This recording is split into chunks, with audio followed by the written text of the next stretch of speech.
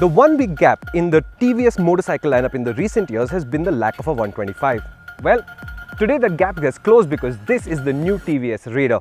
That's right, the Raider, it turns out, is not an ADV, it's not a 200 or a 300, it's a 125cc commuter. Now that's a tough market to enter. So what has TVS brought to the knife fight? Let's find out. Now the story of a 125cc motorcycle in India obviously is one of cost, and this costs about 77,500, that's the starting price ex-showroom Delhi. And the second is it's supposed to appeal to a very young bunch of people who are going to college, people in their first jobs, people who've just gotten married.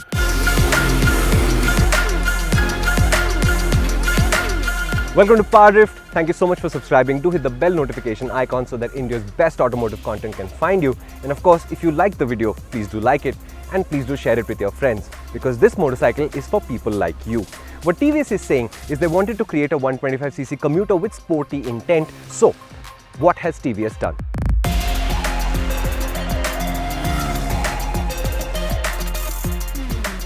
And let's start with the engine.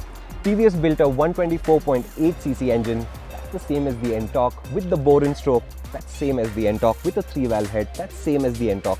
But TVS insists that this is a brand new engine and not a single part is common between the NTorq and the Raider. And that makes sense because this is a very different product. What I love about this engine is its refinement is just epic, because whether you're at idle or at redline, it is just completely without vibrations. That was lovely. It's also an extremely light motorcycle, so the acceleration is actually quite good. TVS claims it is the best acceleration in class. In terms of power figures, TVS have benchmarked the market really well, because this motorcycle is about half a bhp more powerful than the ST, which is the Honda that is the most dominant sales player in the market, and the NS 125, which is the newest player in the market. But what I really enjoyed riding it was in power mode, obviously, in which the engine revs out nicely to about 8,500 RPM. It feels really smooth, performance is linear, the gearbox is pretty slick. It's not unusual for a TVS to do all of these things, but to see it in a 125cc class motorcycle come together so well, I was really happy with that.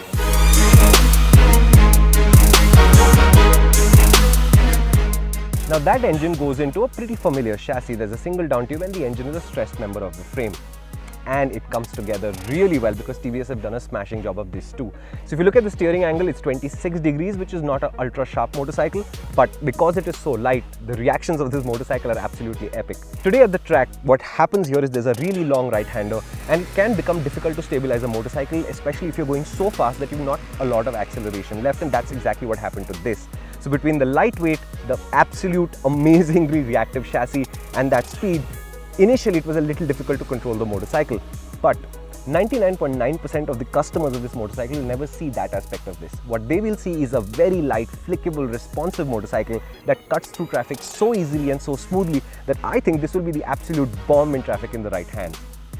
And I love the fact that that doesn't come at the expense of ride quality, because TVS clearly has learned a lot of things about suspension. Their last few bikes, suspension has been absolutely insane, and this motorcycle also shows a very, very plush sense of suspension. There aren't really many bumps at the TVS racetrack, so I can't tell you exactly what it will feel like in the city. That's a story for later, but the promise of the ride quality from this motorcycle is also very good. Combine that with comfortable, slightly sporty ergos, a very, very spacious seat. There's actually a lot of space on this motorcycle. I'm surprised by how much space there is. I think TVS are onto a very, very good thing here. What the motorcycle doesn't get, obviously, is ABS or a rear disc, because this is a 124.8cc motorcycle. It's not a 125, so it doesn't have to have ABS, and that brings us to the features. And when it comes to features, the Raider is actually pretty well loaded. But before we go into anything else, let's talk about connectivity options. And this particular Raider doesn't have any, and I'll explain that in just a moment. What it does have is a reverse LCD on this, which means there's a black background and white characters on it, and it's absolutely densely packed. It's got a rev counter, it's got the gear position indicator, it's got little arrows that tell you to change up or change down for economy, it's got an indicator that tells you whether in eco mode or power mode, it's got an indicator to tell you the automatic start stop, which TVS calls ISS, the International Space Station, Intelligent Start Stop System. That is built into this. So there's a lot of stuff going on in this little dash, but to TVS's credit, it doesn't feel like overload. It feels well designed and thought through, and you very, very quickly learn to see the basics and tune out the stuff that is not important to you. Above this will be a new Raider model which is not currently on sale, which will actually have a 5-inch color TFT display. Obviously that will be more expensive. That will have Bluetooth, it will connect to your app, you'll be able to get navigation, control on your phone and all of those things. But that model is still out in the wind. We are still at least 3-4 months away from that.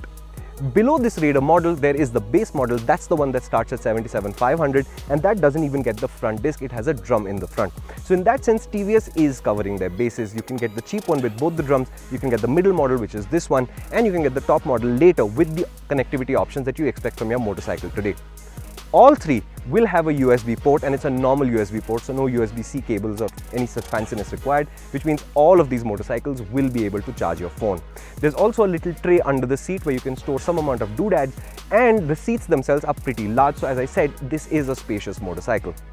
Of course, after that comes the question of the headlight, and you've got an LED headlight as standard. You've got some very nice looking DRLs, they're quite distinctive looking. You've got these shiny levers, which I actually really like the look of. So in that sense, TVS has done the spectacular thing here by making this not feel like a 125cc motorcycle.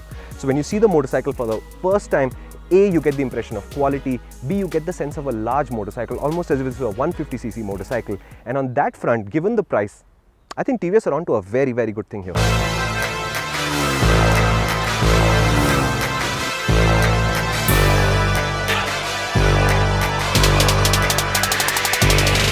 So the Raider with its LED headlight, rear monoshock and all of that plugs the gaping 125cc hole in TVS's bike lineup, and I think it does it really well. In this segment, the big motorcycles are the Shine SP, which of course has been a segment leader for a long time. Watch out, and the NS 125, which is more powerful than this by about half a bhp, but this motorcycle is quite a bit lighter as well.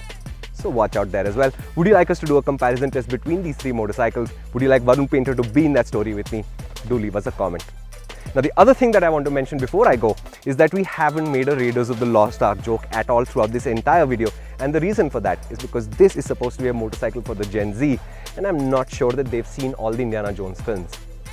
If you have, leave us a comment. Thank you so much for watching. This is PowerDrift. Please do hit the 4 buttons that the Gen Z loves to hit. That's subscribe, the bell notification icon, like and share. And if you do that, I will thank you so much. Thank you so much for watching. This is PowerDrift. That's the Raider. Calling Mr. Raider, calling Mr. Wayne. Isn't there a song that's sort of like the Raider song? Something like that is there, no? Now show me what you got!